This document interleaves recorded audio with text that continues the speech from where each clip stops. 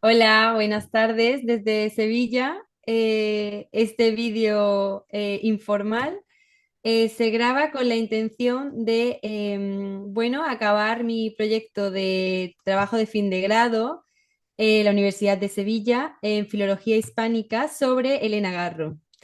Y contacté con Patricia porque, bueno, pues al fin y al cabo ahora contará todo lo que conoce ella o un breve resumen sobre nuestra autora.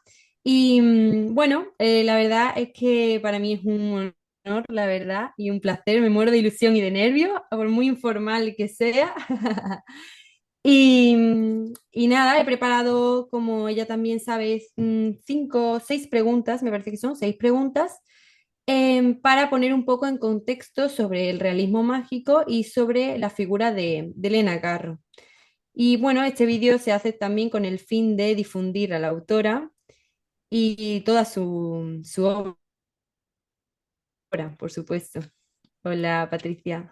Hola, ¿qué tal, Lola? Pues muchísimas gracias. Te agradezco enormemente tu interés por Elena Garro, que ahora me da mucho gusto que estoy descubriendo que hay cada vez más jóvenes, tanto hombres como mujeres, interesados descubriendo a Elena Garro. Por muchos años yo he intentado colocar a Elena Garro en el imaginario de los españoles, de las españolas. Ha sido una lucha complicada, ¿no? Pero me da mucho gusto que por fin ya estemos en ese camino. Muchas gracias, Lola. A ti. De hecho, ayer acudí a una tutoría con mi tutora de TFG y no son pocas las personas que su tema de trabajo es sobre Elena Garro o sobre el realismo mágico. De su época del siglo XX, muchísima gente Qué bueno, sabe más, Lola, la verdad. me da muchísimo gusto. Y ahorita cuando tú me hagas esta primera pregunta que me has formulado, em, te voy a comentar algo al respecto, ¿no?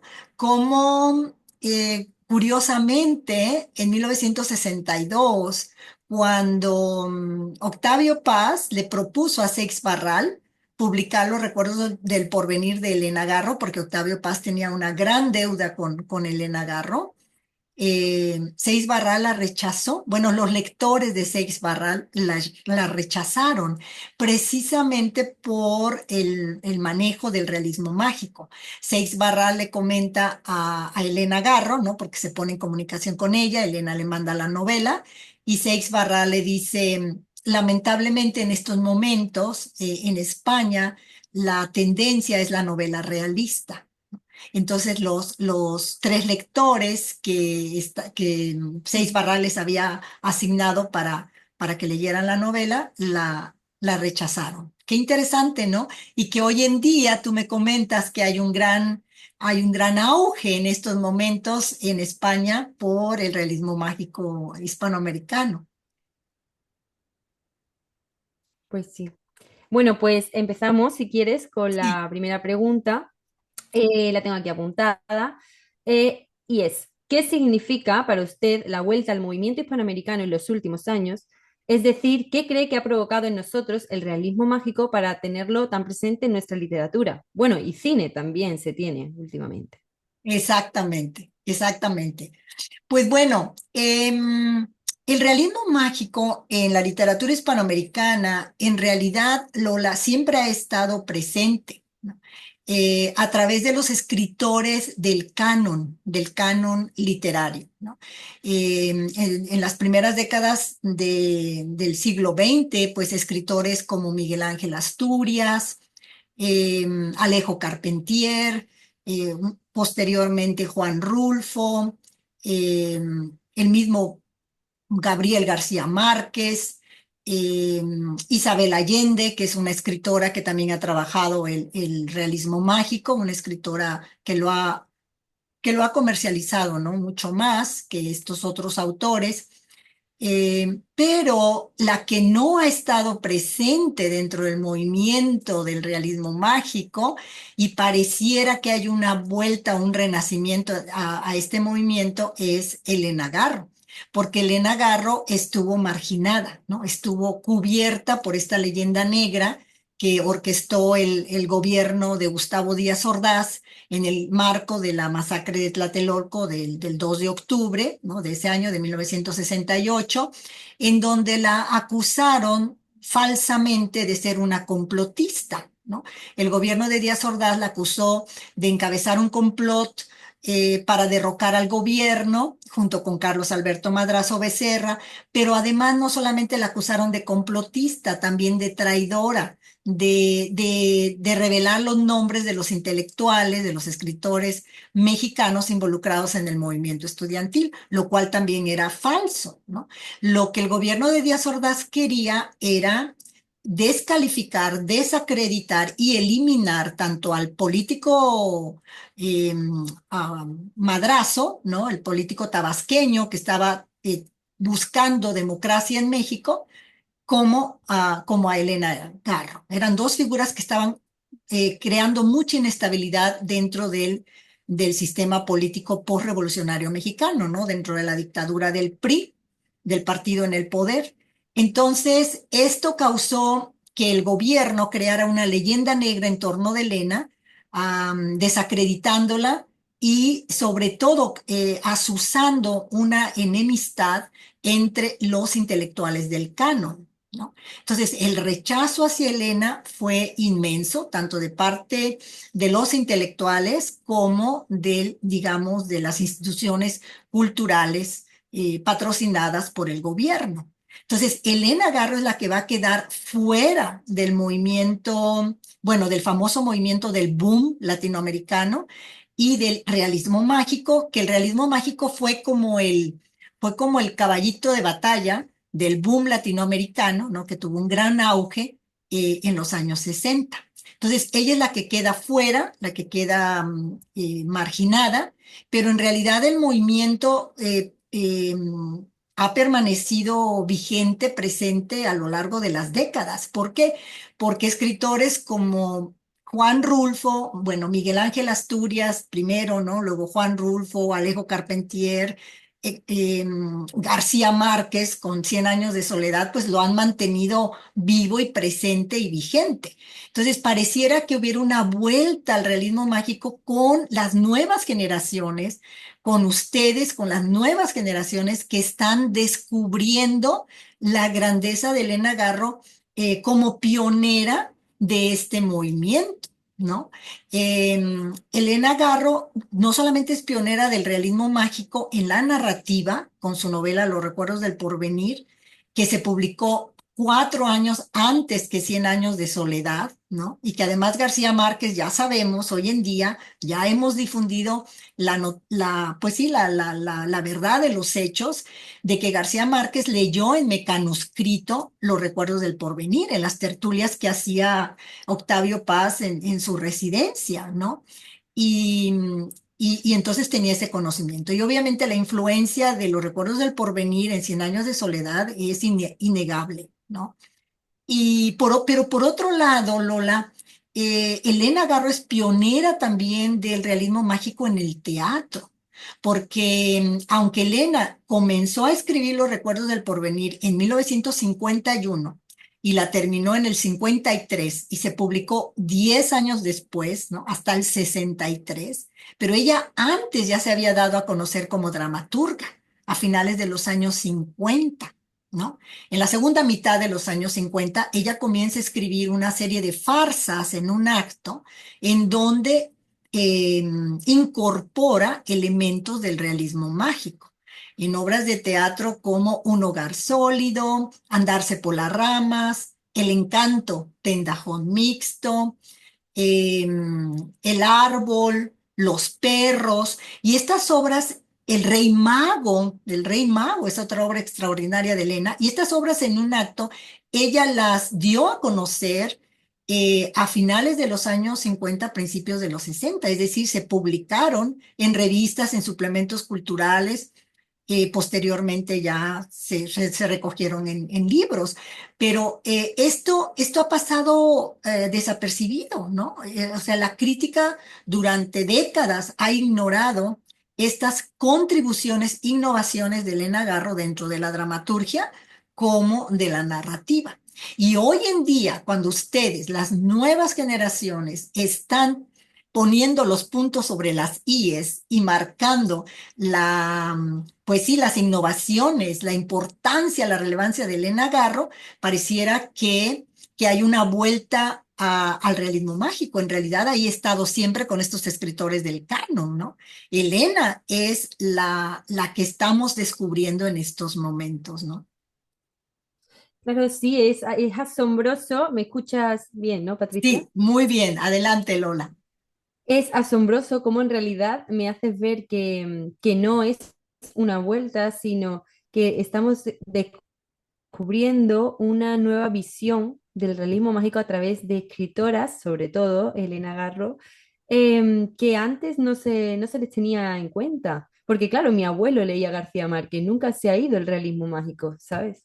Pero Exactamente. realmente somos nosotros ahora los que nos estamos cuestionando si hubo alguien más y quién fue pionero y ellas, sobre todo ellas, ¿no? ¿Dónde quedaban? Exactamente, Lola, sobre todo ellas, de ellas, dónde quedaban, dónde estaban, ¿no? Y así como el caso de Elena Garro, hay otras escritoras también que han permanecido en la sombra, ¿no?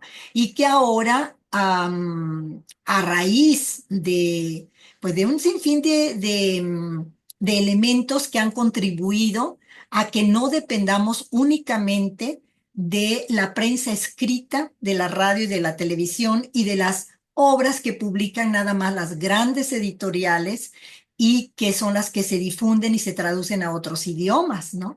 Y que las escritoras, sobre todo las que se han quedado marginadas, sin voz, hoy, gracias a un sinfín de nuevos acontecimientos, son las que están tomando la batuta, ¿no? Es decir, ahí están, ahí estuvieron, hicieron obra, ¿no? Pues sí. Pues si quieres pasamos a la segunda pregunta Sí, y ahora sí entra nuestra protagonista, que por qué Elena Garro y por qué hoy, ¿no? ¿Cuál es la causa para que se estén publicando ahora novelas en su momento, que en su momento no tuvieron pues el mismo protagonismo? Porque es verdad que podría haber sido Isabel Allende o podría haber sido otra mujer o incluso otro hombre, pero ¿por qué ahora parece que todo gira en torno a Elena Garro, ¿no? De mi generación veo muchas personas que se preguntan por ella cuando hace apenas 5 años yo no sabía quién era. exacto. Muy, muy buena pregunta, Lola. Mira, yo estuve en España en el 2019 con el propósito de difundir la poesía de Elena Garro. Hay dos versiones que he hecho de la poesía de Elena Garro.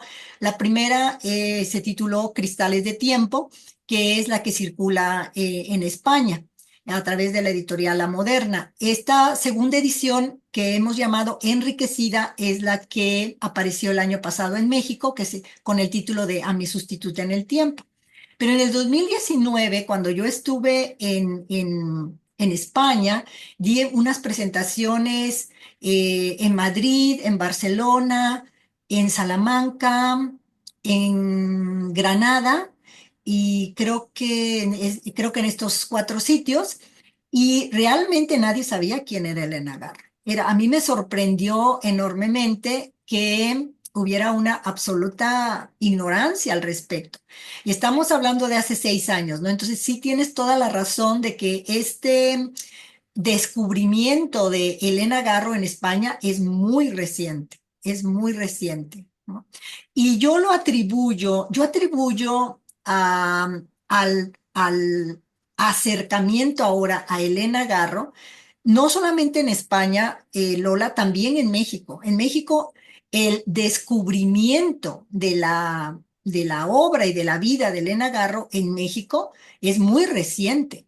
Yo te puedo decir que hay dos sucesos que han contribuido a que Elena Garro hoy en día esté siendo leída, publicada, reeditada, ¿no?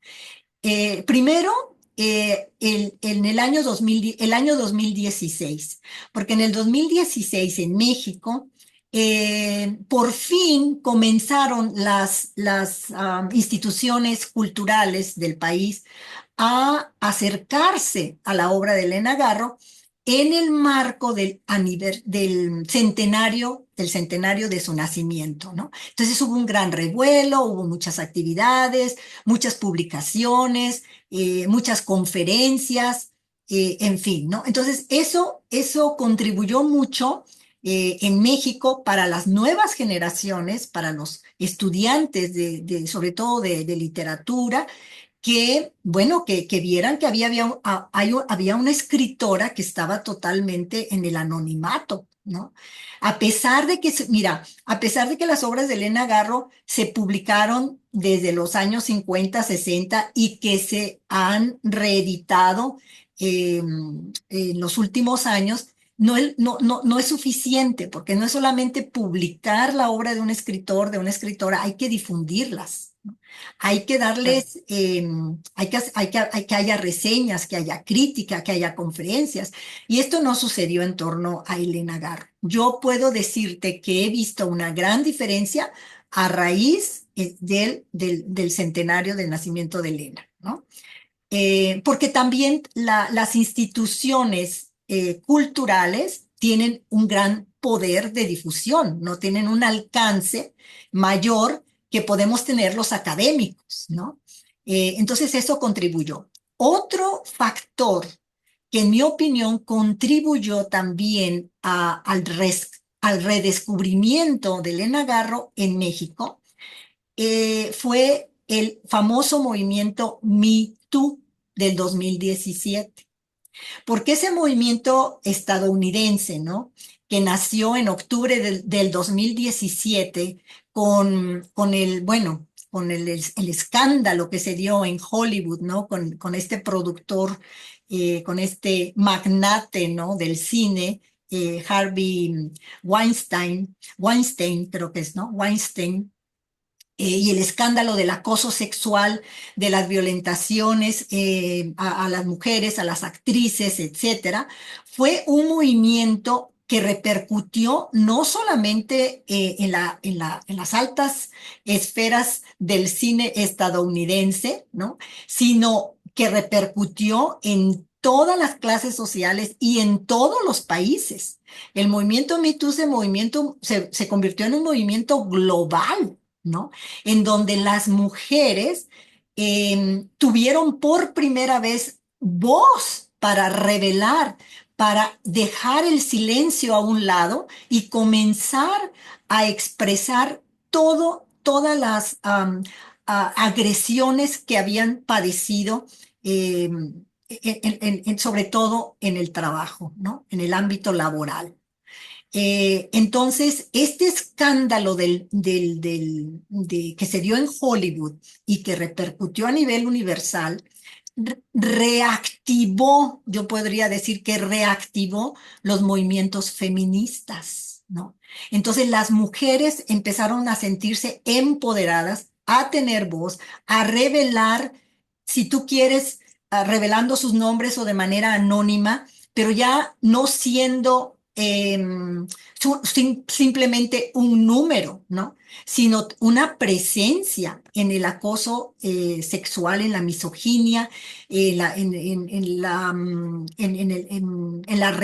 opresión y la represión que han tenido, bueno, la opresión de la mujer en la sociedad patriarcal y la represión que ha tenido la mujer psicológicamente hablando para no hablar, ¿no? Para mantenerse callada por el estigma que existe si una mujer es violentada sexualmente, ¿no? Entonces, este movimiento fue muy importante para los movimientos feministas.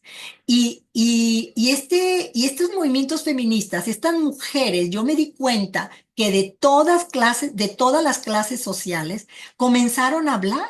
Y las redes sociales han tenido un papel fundamental para la difusión de la violencia en contra de la mujer.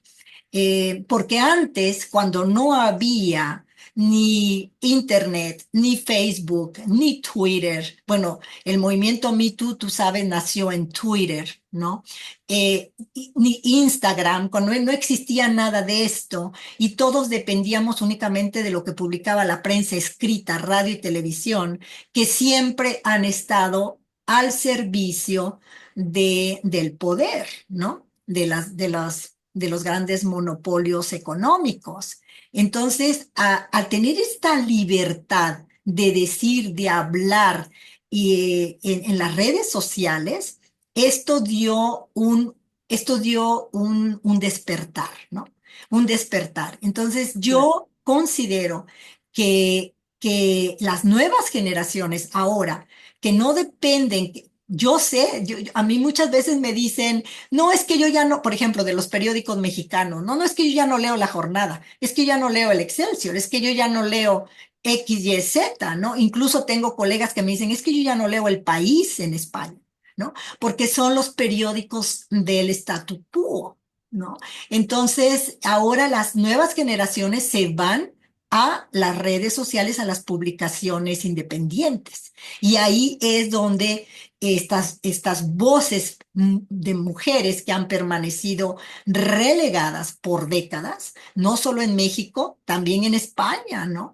En América Latina ahora están cobrando relevancia, voz, presencia, gracias a ustedes, a las nuevas generaciones que saben manejar todos estos nuevos recursos tecnológicos y que ya están descubriendo, pues también hubo una Elena Garro, ¿no? Una escritora que su vida, simplemente su vida es realmente un ejemplo de lucha, de resistencia en contra de la opresión patriarcal.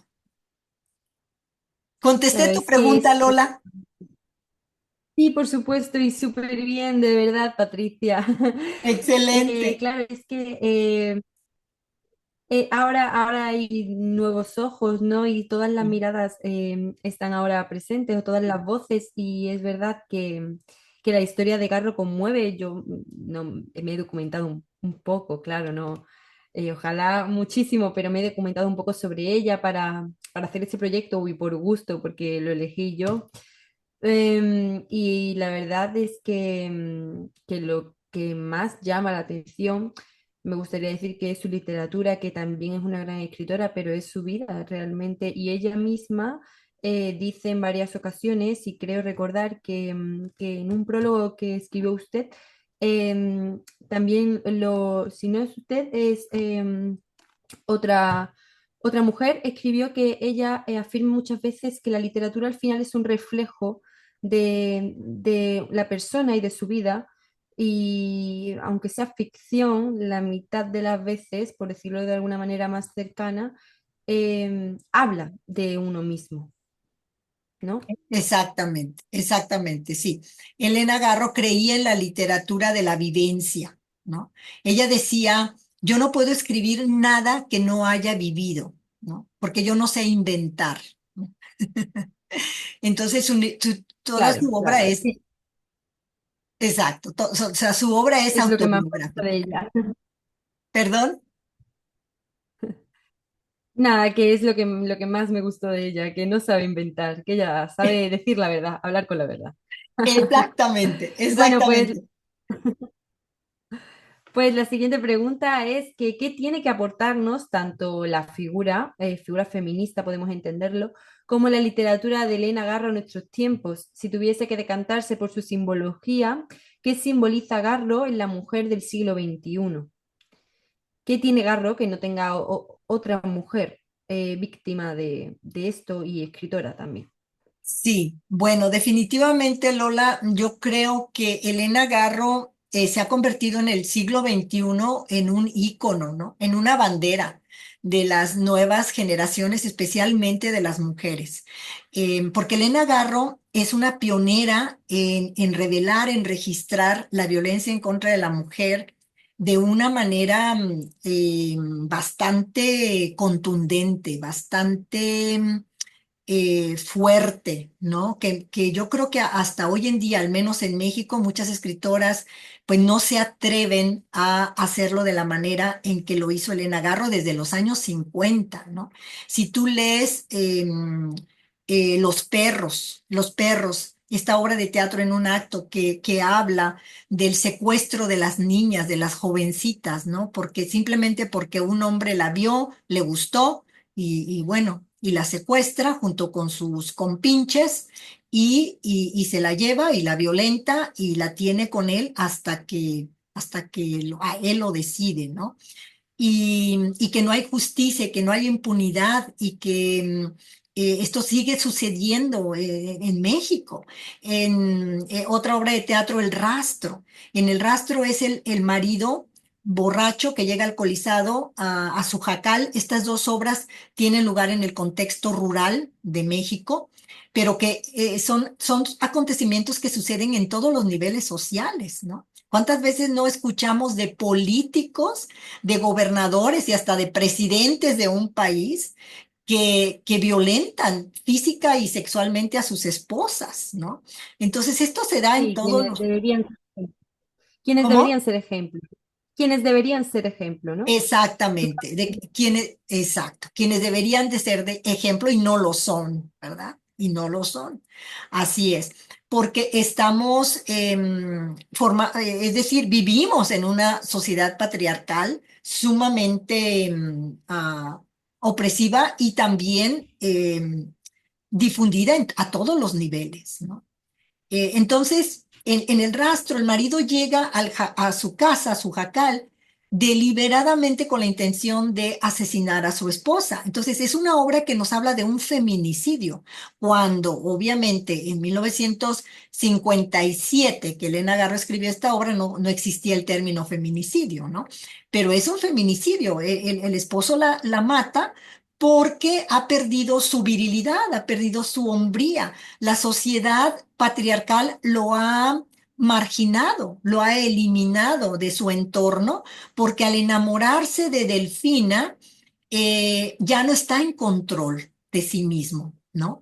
Ya no es el hombre estoico, el hombre que domina, es decir, toda la sociedad le dice que Delfina lo controla, lo manipula, etcétera, ¿no? Entonces, estos terribles conceptos que nos ha incrustado, ¿no? En nuestro imaginario la sociedad patriarcal. Entonces, son obras de Elena Garro de la segunda mitad de los años 50. El rastro, por ejemplo, el rastro sufrió censura. El rastro no se publicó ni se dio a conocer en los años 50, ¿no? Los perros sí se publicó, no se llevó a la escena, pero se publicó en un suplemento en un periódico. En fin, pero vemos entonces cómo Elena Garro, pero Lola, tengo que mencionar que este registro de Elena Garro sobre la condición de la mujer no solamente se da en los años 50 en el teatro, es que Elena Garro ya lo había hecho en 1941. En Y pronto. 1941, fíjate, en 1941, Elena Garro entró a trabajar como reportera en una revista que se llamaba Así. Octavio Paz, en el momento en que ellos se casan en 1937, Octavio Paz no le permite continuar con su carrera en la universidad, no le permite dedicarse al teatro, porque Elena, antes de casarse con Octavio Paz, había sido coreógrafa del teatro universitario, había sido actriz, en fin, la separa del teatro, de la universidad, del baile, porque Elena Garro también era estudiante de ballet clásico y de ballet folclórico, en fin, del cine, porque también Elena, antes de casarse con Octavio Paz, había participado en una película como extra, en una película que se llamaba Humanidad, en 1933, a los 16 años. Entonces ves a esta jovencita, pues bueno, completamente sacada de la realidad mexicana, porque en los años 30 las chicas, imagínate, que participaban en un documental o que eran actrices, ¿no? Que estaban involucradas en la farándula, en el mundo del teatro, pues eran muy mal vistas, ¿no? No eran chicas decentes. Pero Elena Garro tuvo un padre muy liberal, muy progresista, su padre asturiano, ¿no? José Antonio Garro Melendreras. Su madre también mexicana de Chihuahua, una mujer leída, culta, que querían que sus hijas tuvieran una vida diferente a la que habían tenido, en este caso, Esperanza, su madre, que a pesar de que había sido maestra antes de casarse, ya una vez con el matrimonio, pues ya no sigue, ya no sigue, digamos, una carrera como creadora, ¿no? Como maestra o como pintora o qué sé yo. Bueno, entonces, Elena Garro en 1941, Octavio Paz le permitió desempeñarse como periodista, porque Elena Garro lo dijo por ahí en una entrevista, el periodismo no causaba competencia y sí traía dinero a la casa, ¿no? Porque el periodismo pues se pagaba. Y entonces Elena entrevista a varias mujeres, entre ellas a Frida Kahlo, y no solo eso, sino que también ingresa a un penal, a un reformatorio para mujeres menores de edad, para investigar qué atrocidades, qué irregularidades se cometían en ese reformatorio, que eran todas mujeres de clase social baja, mujeres pobres, ¿no? Que habían sido violadas y que habían caído en la prostitución, era el común denominador, ¿no? Entonces, Elena ingresó a ese reformatorio como presa común. Ese era el acuerdo, ¿no? Que la iban a acusar de robo, la iban a llevar al reformatorio y que iba a permanecer ahí 10 días para descubrir qué era lo que pasaba allá adentro. Entonces, Elena cuando sale escribió el reportaje que se llama Mujeres Perdidas, un reportaje en 5 partes y tuvo un gran éxito. Tanto éxito tuvo que efectivamente despidieron, cesaron a la directora del penal. Entonces, Elena ya desde 1941 tiene un registro de la condición de la mujer en la sociedad patriarcal. Ella está muy sensibilizada al respecto. Yo creo definitivamente que por su experiencia al casarse con Octavio Paz, ¿no? Porque desde el momento en que se casa con Octavio Paz, deja de existir como un ser intelectual, como un ser pensante, como un ser creativo, ¿no? Porque antes de casarse con Paz era lo opuesto. Si tú lees el diario de Elena Garro adolescente, que está en mi libro Elena Garro sin censura, ahí te das cuenta. Elena era una niña, una jovencita, no niña, perdón, una jovencita independiente que su padre estaba muy orgulloso, muy contento de que estuviera en la universidad. Ella iba y salía, llegaba tarde en la noche a su casa, tenían fiestas, actividades, conferencias, etcétera. Y cuando se casa con Octavio Era Paz, todo muy ese mundo curiosa, se ¿verdad? colapsa, ¿eh? Perdón. Era muy curiosa. Creo que lo que más llama la atención de su personalidad es lo curiosa que era ante todo, ¿no? Y que hoy se contrasta tanto, desgraciadamente, con las nuevas generaciones. Muy pocas personas son curiosas y ella era una persona muy curiosa que quería llegar hasta el fondo de la cuestión. Y Exactamente. además se sentía fuerte. Sí, exactamente, Lola. Creo que la curiosidad, definitivamente, como bien dices, es un signo pues, de creatividad, ¿no? Si no eres curioso, si no quieres investigar, si no quieres ir al fondo del asunto, pues no tienes, no estás desarrollando ese potencial que tenemos los seres humanos, que es la imaginación. Entonces, Elena efectivamente era muy curiosa y muy traviesa. Bueno, Pues sí, entonces sí, Elena definitivamente hoy en día en el siglo XXI, Lola, es una bandera, es un ícono, porque durante 1941, que es el primer registro, tenemos toda una carrera, una trayectoria de Elena preocupada por la condición de la mujer en la sociedad patriarcal, de la mujer y también de los indígenas, de los seres desprotegidos de una sociedad, ¿no? En una sociedad. De hecho, el último dato para pasar a la siguiente pregunta es que hice el cuatrimestre pasado una presentación sobre el prototipo de proyecto que quería hacer sobre Elena Garro y puse en la pantalla de la pizarra, si tú buscas en internet Elena Garro, las noticias que te salen son todas em, describiendo una personalidad, Elena Garro y sus gatos. Elena Garro, la mujer que revolucionó el mundo. Elena Garro como destaca muchísimo su personalidad. Sí, sí, muchísimo, la Sí, verdad. sí. Oye, Lola, como Como, que como te LinkedIn. desfiguras un poco. No sé si sea tu conexión, ¿sí? A ver, de repente como que No sé, te escuchas bien, pero de repente, ahora, a ver, sí, no, es que en mi casa hay poca cobertura. ok, yo creo que es la conexión, sí, pero ahí te ves muy bien ahorita, ahí estás Sí, mejor. vale, genial. Sí, seguimos, Me Lola, quedo aquí. sí, sí. Bueno, voy a leer la siguiente pregunta y es, ¿qué significó para Elena Garro su novela, que tengo aquí, Testimonios sobre Mariana? Porque en varias ocasiones se le concede el sobrenombre de su novela más personal y de la que yo me centro profundamente en mi proyecto. Ah, perfecto.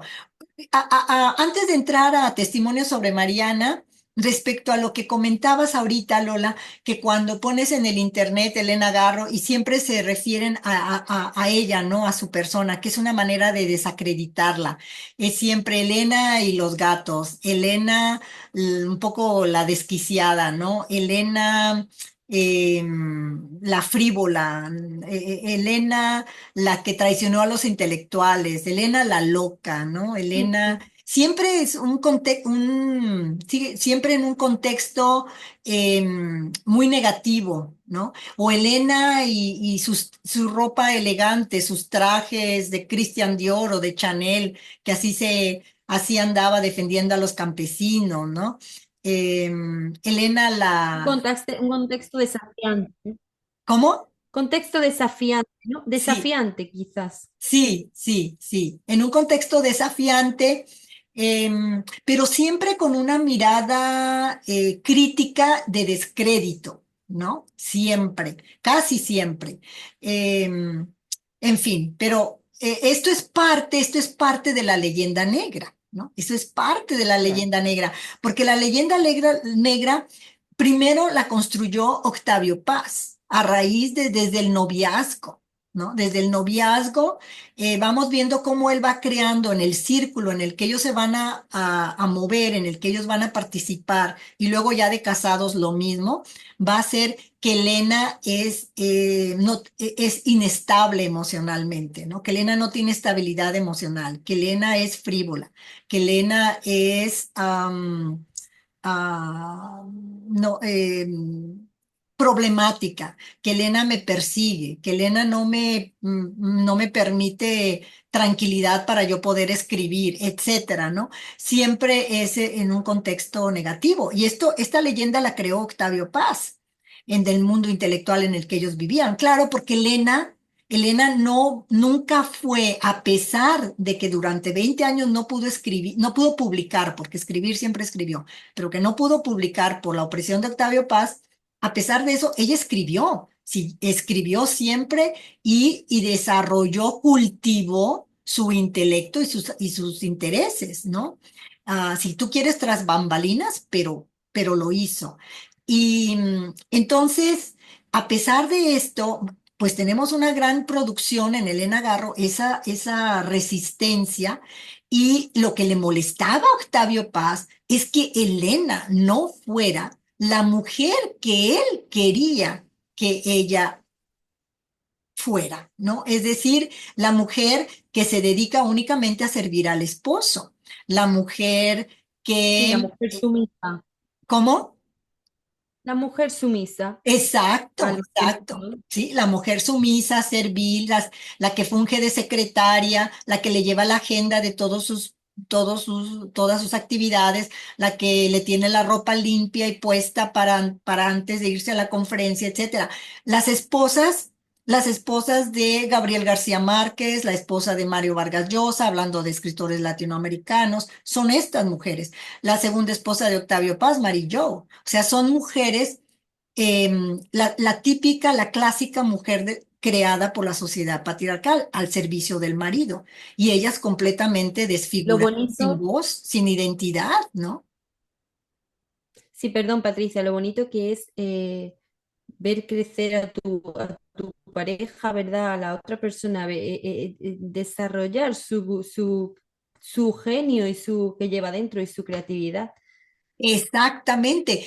Qué bueno que mencionas eso, Lola, porque precisamente eso es lo que Elena Garro plantea en una obra estupenda en su obra de teatro, La señora en su balcón.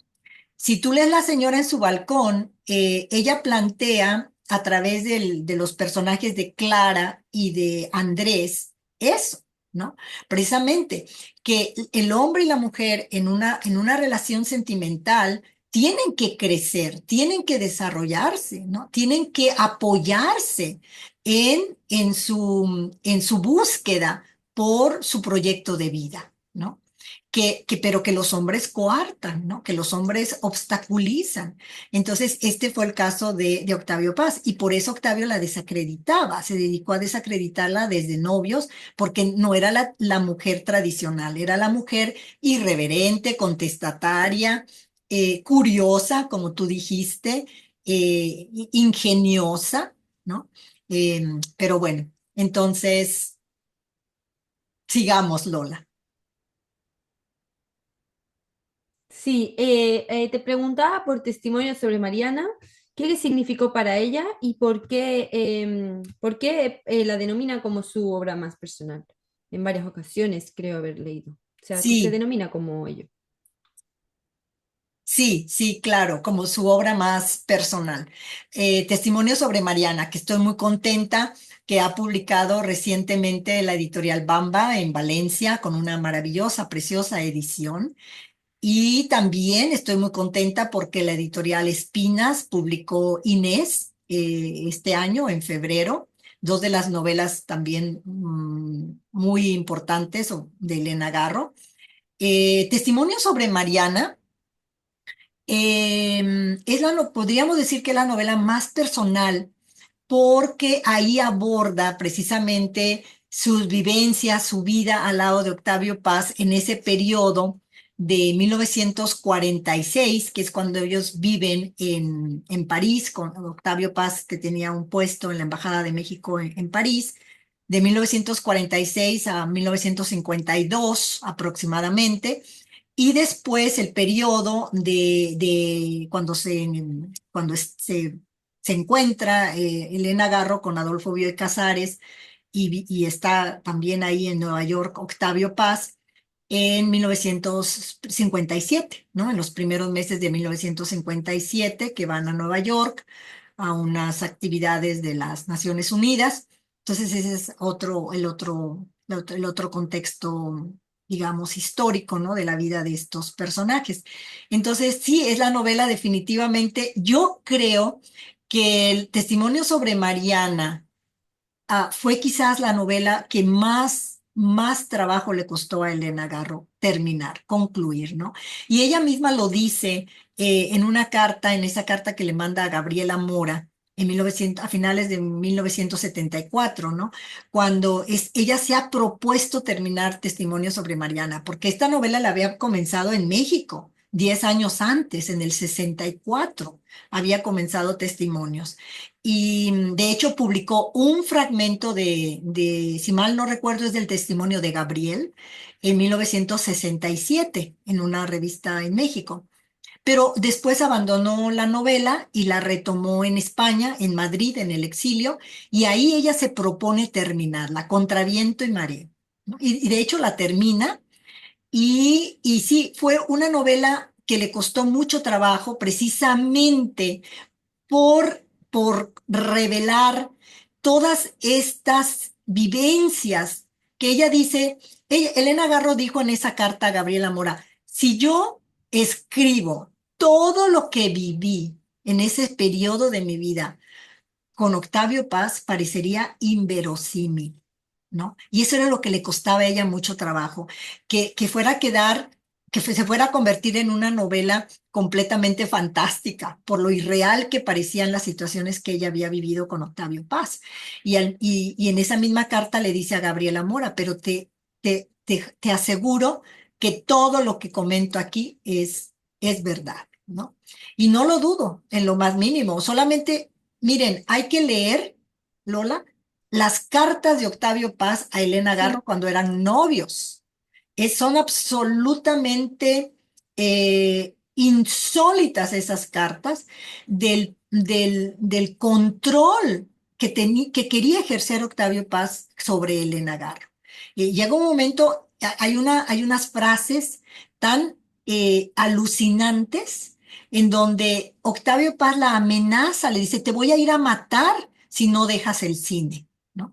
Porque Elena Garro tenía proyectado participar en una segunda película en 1935. Y Octavio se enfurece porque Octavio estaba en Mérida, en la ciudad de Mérida, en México, y ella estaba en la Ciudad de México, y él sentía que perdía el control sobre ella, ¿no? Que no tenía control sobre ella, que Elena seguía en el teatro, seguía en el cine, seguía haciendo todo lo que le interesaba, ¿no? Entonces le dice, voy a ir a matarte si no me haces caso. Tienes que dejar todo. No hagas nada hasta que yo te diga lo que tienes que hacer. Así son las cartas de Octavio Paz, ¿no? Entonces, claro, cuando Elena Garro le dice eso a Gabriela Mora, parecería inverosímil si yo escribiera todo lo que sufrí, pues claro que lo creemos, ¿no? Con base en esas mismas cartas de Octavio Paz. Y sí, es una novela muy emblemática y icónica, es una novela que todos, todas y todos absolutamente deberíamos de leer, porque la situación de la mujer en la sociedad patriarcal, no solo en México, no solo en España, yo creo que en todo el mundo, Lola, no ha cambiado. Todavía hay mucha opresión, ¿no? Y mucho silencio. Tenemos que seguir hablando. sí. Incluso a mí me ha pasado leyendo la obra que, claro, yo pues vengo de un contexto, una familia buena y gracias a Dios pues no he tenido este problema nunca del que sufrió Elena, del que sí sufren muchísimas mujeres hoy, como bien dices, pero es que a mí me pasaba que cuando leía la obra me tenía que leer una y otra vez la misma idea o párrafo o página porque era difícil de imaginar el contexto y no porque estuviese mal escrito, sino porque yo creo que mi mente no se lo imaginaba. ¿No? Es como tú proyectas una escena, pero y quieres que sea de esa manera, pero te está diciendo que no, que era totalmente opuesta. O sea, no es una historia de amor y no te está hablando de que el marido pase de ella, sino que la ridiculiza y de una mujer que intenta huir y que al final, pues hasta ella misma consigue con su forma de escribir que creas en algún momento que está loca, porque se va, vuelve es un ángel, ¿no? Vestido de blanco, pero realmente está presente, está o no. He leído muchas críticas que dicen, o muchas sinopsis que dicen, no se sabe nunca si Mariana estaba o no, era un fantasma. Sí estaba, claro que, no, claro que estaba, pero así se le quiere ver, o se le veía como si fuera transparente.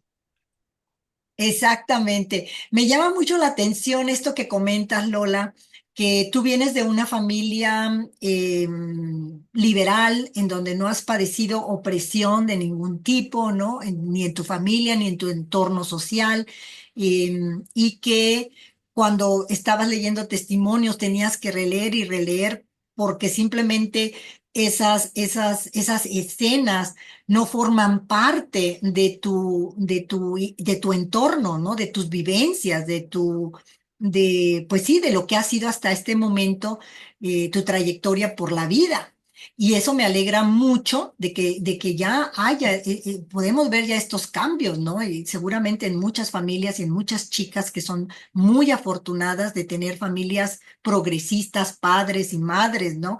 Em, Y yo recuerdo, Lola, ahorita que tú mencionaste eso, que yo la primera vez que leí Testimonios sobre Mariana, en 1980, cuando la novela todavía no salía, ¿eh? La novela apenas acababa de ganar el premio de novela Grijalbo, y yo la leí en mecanuscrito, ¿no?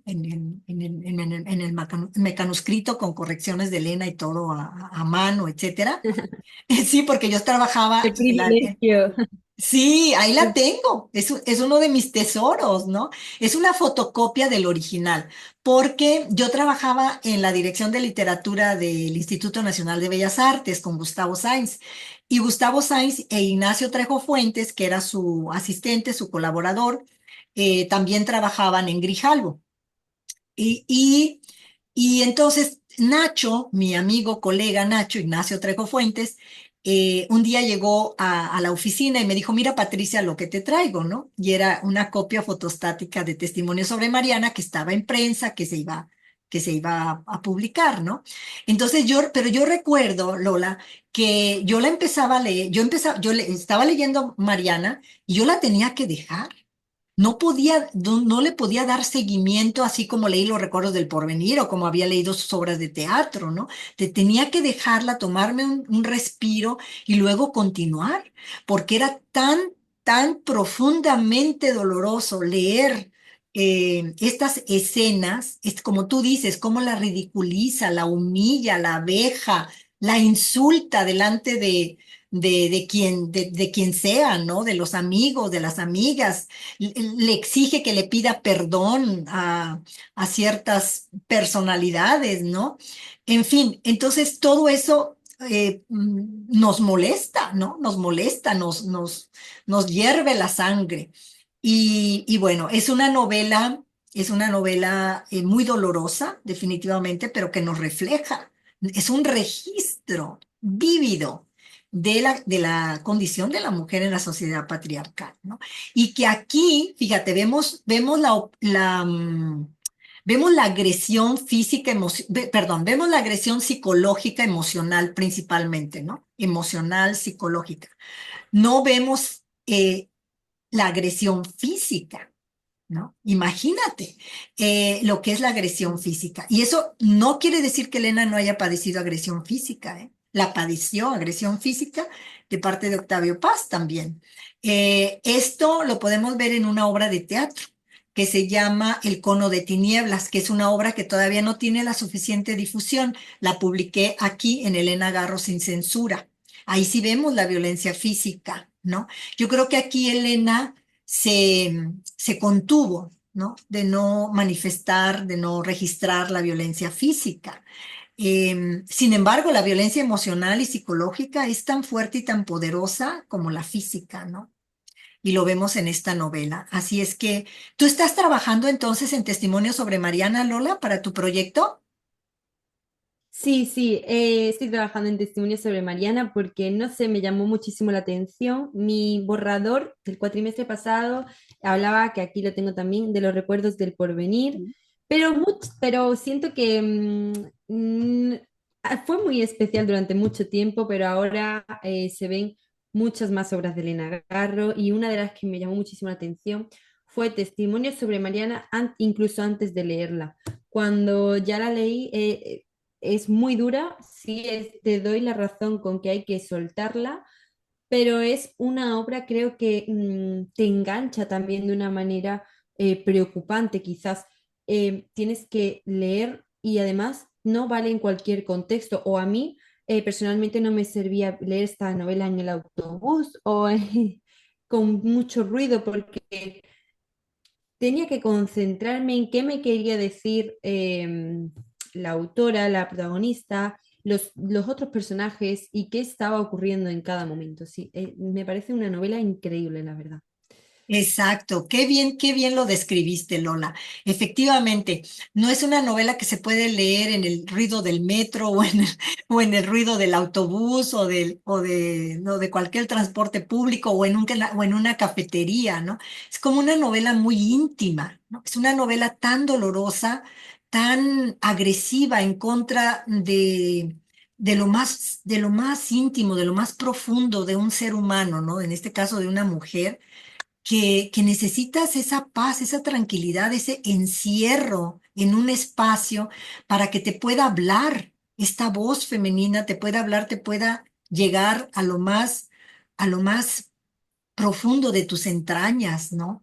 Porque yo creo, Lola, que de alguna manera o de otra, si vivimos en una sociedad patriarcal, las mujeres somos violentadas. No tenemos que ser violentadas necesariamente de manera física o de manera psicológica, emocional, como Mariana, ¿no? Pero siempre hay rasgos del movimiento, de la sociedad patriarcal, ¿no? Siempre hay rasguillos que dices, ay, este me contestó de como si yo fuera una ignorante, ¿no? Cuando nos relacionamos con los chicos, con los jóvenes o con los maestros o con, no sé, con una persona masculina, un ser masculino en cualquier contexto. A veces son muy fuertes, muy agresivos, son condescendientes, son misóginos, ¿no? O sea, hay comentarios que nos duelen, ¿no? Entonces, eso está muy Sí, presente todavía, ¿no? Así es que sí, estoy de acuerdo contigo, que es una novela muy dura y que, bueno, por supuesto, esto no quiere decir que quizás muchas mujeres y hombres la lean en el metro y donde quieran y donde puedan, ¿verdad? Pero sí, en por nuestro caso es supuesto. una experiencia personal, sí. Sí, sí, yo también es que soy una persona muy sensible, creo, y me tengo que Sí, concentrar. sí, sí, Bueno, sí. mira, si quieres, pasamos a la sexta pregunta por el tiempo también y porque me parece más interesante incluso, Ok. que es, no sé si conoce a Jazmina Barrera, que parte de mi proyecto también abarca a ella porque en los últimos años ha publicado una biografía especial a nuestra autora, la voy a enseñar también para quien vea este vídeo. Bueno, ¿y qué recomendación daría a cualquiera que quiera escribir sobre Elena Garro como Jazmina Barrera o tan solo a las personas que quieran conocer a la autora y su literatura? Yo he de decir que quizás no es la biografía que más te hace conocer a Elena, pero sí es una manera de quizás endulzarte de la autora. Tiene capítulos muy interesantes y habla, a lo mejor un capítulo es una línea y habla de cosas que fueron importantes para ella. No sé qué me vas a decir. Bueno, bueno, sí, he leído el libro de Jazmina Barrera, Reina de Espadas, y aquí yo creo que voy a diferir de ti, o no sé qué percepción tengas de este libro, Lola. A mí me parece eh, una, bueno, me ha enojado tantísimo ese libro que muchas veces lo he declarado, he dicho que ni siquiera para mí es un libro, mucho menos una biografía, que más bien es un Claro. libelo, ¿no? Es un libelo. Nuevamente, volvemos a ver aquí cómo sigue funcionando el statu quo, ¿no? Novela negra. ¿Cómo? Novela negra, ¿no? Quizás. Sí, bueno, yo lo que quería decir es, sí, lo que quería comentar es cómo persiste todavía esa leyenda negra, ¿no? En contra de Elena Garro. Porque lo que hace aquí Jasmina Barrera en ningún momento es un trabajo serio de investigación sobre la vida y obra de Elena Garro. Más bien lo que revela es un completo desconocimiento de Elena Garro y que ni siquiera se tomó eh, bueno, que ni siquiera dijo, voy a tomar la responsabilidad, me han pedido este libro, bueno, voy a ser responsable y me voy a poner a investigar seriamente y rigurosamente quién es Elena Garro, quién fue Elena Garro, cuáles son sus obras, qué escribió, qué vivió, qué sucedió en su contexto, ¿no? Al contrario, se lanza así a la deriva a escribir un libro que para mí es un mero libelo, es un libro muy oportunista, amarillista, que está escrito de una manera tendenciosa, al servicio del statu quo. ¿no? Porque en primer lugar, ella menciona que este libro se lo pidió a una editora de Random House, ¿no? Y bueno, y que ella aceptó el reto, vamos a decirlo, pero aceptó el reto únicamente para escribir al servicio de la historia oficial en torno a Elena Garro, ¿no? La manera en que se refiere a ella eh, es totalmente irresponsable, indigna, ¿no? Referirse a ella, bueno, yo tengo este libro subrayado de la A a la Z, pero de una manera, porque estoy muy indignada la manera en que se acerca a Elena Garro, ¿no?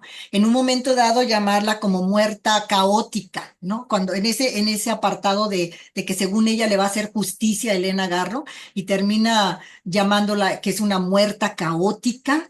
¿No? ¿Cómo te atreves a definir así a un personaje del cual desconoces totalmente a fondo quién fue y su obra? En ningún momento en toda esta disque biografía menciona la obra de Elena Garro, se dedica más bien a, a desacreditarla, a presentarla como una mujer loca, frívola, eh, perseguidora, ninfómana, etcétera, ¿no?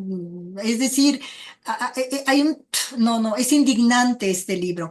Y lo que más me preocupa, Lola, lo que más me preocupa es que este libro sea el que ustedes estén leyendo en España como una disque biografía de Elena Garro, porque lamentablemente mis Sí, libros no llegan a España, no están a la venta en las librerías en España. ¿Por qué? Porque mi discurso, que es el discurso que va en contra de la historia oficial, obviamente no me los van a publicar, no me los va a publicar Random House, ¿no? Mis libros me los han publicado editoriales universitarias o una editorial como Gedisa, que es una editorial que tiene una buena distribución, pero que no tiene los libros, que no llegan los libros a España. Entonces, yo me he dedicado desde los años 80 a deconstruir la historia oficial en contra de Elena Garro. Y luego llega esta chica, Jasmina Barrera, con una absoluta despreocupación e irresponsabilidad a publicar este libelo y ese libro que se difunde como la disquebiografía de Elena Garro. Entonces me molesta y me indigna que una mujer joven se preste a estas situaciones, ¿no? Me indigna enormemente porque son escritoras como Jasmina que se presentan como feministas. Pues no lo son, ¿verdad? O como académicas, pues no, tampoco es académica. Tampoco es, no sé qué sea Jasmina Barrera, porque sinceramente en este libro sí, deja mucho que desear, ¿no? es cierto que, claro, hablo desde la ignorancia, estoy aprendiendo a documentarme, por supuesto, pero es cierto que desde el primer momento te advierte como que no es una biografía porque no todo es realidad y yo también no la he leído entera, solo algunos capítulos. Y es verdad que no menciona, a mí me llamaba la atención que no menciona la literatura de Elena Garro y que la describe muchas veces como una mujer ignorante. Y de hecho, por eso lo utilizo. En este caso, me enorgullece que estamos de acuerdo porque en mi proyecto también quiero hacer ver que existe la leyenda negra, sigue existiendo y lo que hay que hacer es documentarse. Ojalá todo el mundo tenga la suerte de hablar contigo, Patricia, como he tenido yo, porque sé que fuiste amiga de ella, sé que le eres fiel a lo que vivió y a lo que escribió y para mí de verdad es un honor eh, pues saber acercarme un poco más a la verdad, ¿no? Que al fin y al cabo, bueno, nadie sabe cuál es exactamente, solo la persona que lo vive, pero sí hay pruebas y sí hay cartas que se estudian y documentos y estoy totalmente de acuerdo con que no nos puede interesar más la vida de nadie o los detalles que queremos comparar con los otros, ¿no? Con, no, con la realidad, con lo que realmente esa persona quiso gritar y gritó a través de novelas tan increíbles como las de Elena. Pues me alegro mucho, Lola. Me alegro mucho que concordemos porque no estaba segura cuál era tu percepción. Desde luego, re- respeto si era distinta a la mía, pero me alegro mucho que tu percepción sobre este libro de Jasmina Barrera sea el mismo, la misma percepción que tengo yo, porque definitivamente este tipo de trabajos son los que continúan silenciando a las escritoras, ¿no? En este caso, a Elena Garro, porque este es un retrato malintencionado, ¿no? Es un retrato escrito de manera sensacionalista, de manera, como te decía, tendenciosa, sin conocimiento previo, ¿no? Es decir, tú no te lanzas así a la deriva, ¿no? A escribir sobre una autora, nada más recopilando, escogiendo. Además, lo que también me enoja mucho es que ella cita, ¿no? Hace citas textuales de algunos de mis libros, eh, pero descontextualizados, ¿no? No, los descontextualiza y nada más hace las citas para, obviamente, marcar, señalar aspectos negativos de Elena Garro, pero al estar descontextualizados, obviamente no le está dando el análisis Significado debido. que tiene. ¿Eh? El significado que tiene. Exactamente, el significado real, ¿no? En fin, entonces tú te das cuenta desde ahí, te das cuenta la manera en que ella estructura el libro, que lo hace, como decimos, Sí. en lenguaje coloquial, en jerga, que lo hace de mala leche, ¿no? Con mala leche, definitivamente. Y esto estoy segura que debió haber sido la consigna de la editorial, ¿no? Porque eso es lo que quieren las editoriales. Las editoriales, perdón, las alergias, los grandes monopolios, lo que quieren es vender. Entonces dicen, Elena Garro está de moda, escritora ahorita en el candelero, sobre todo entre las escritoras, entre las mujeres, entre las jóvenes, tanto escritoras como académicas, como estudiantes, bueno, pues vamos a vender, ¿no? Y entonces le encargan a cualquier inepta que se presta a estos juegos, como Jasmina Barrera, que es una inepta, se presta a este juego y hace este libelo, ¿no? Y a mí me enoja profundamente porque es una absoluta falta de respeto. Es indignante que esto siga sucediendo hasta hoy en día, ¿no? En torno a la figura de Elena Garro. Sí, también hay que tener en cuenta que a quién se lee, ¿no? Y en la carrera, pues tenemos profesores y profesoras que son, sobre todo en Sevilla, hay grandes expertos y repiten muchas veces que lo más importante es documentarse. Mucho antes de redactar hay que documentarse. Sí, y por eso para mí, Patricia, es un placer hablar contigo y te quiero dar las gracias. Es cierto que vamos a tener que cortar ya porque yo tengo que irme a trabajar, pero es que estoy contentísima y bueno, espero que te haya gustado tanto como a mí. He aprendido muchísimo. Te agradeceré además en el trabajo esto. Lo publicaré y lo enviaré a mi universidad, Con mucho gusto, Lola, era encantada. Elena. A mí me ha Y, encantado. Adelante, Lola, es que te cortaste, perdón. Adelante, adelante. nada, nada, que te quería dar las gracias a ti y a Elena. Por supuesto, sobre todo a Elena Garro, que nos ha dejado una obra extraordinaria que nos sigue alumbrando, ¿no? En nuestros caminos. Muchísimas gracias, Lola, un placer para mí también. Y pues bueno, seguimos adelante. En lo que pueda ayudarte con todo gusto, Lola. Un gran placer. Gracias, muchísimas gracias.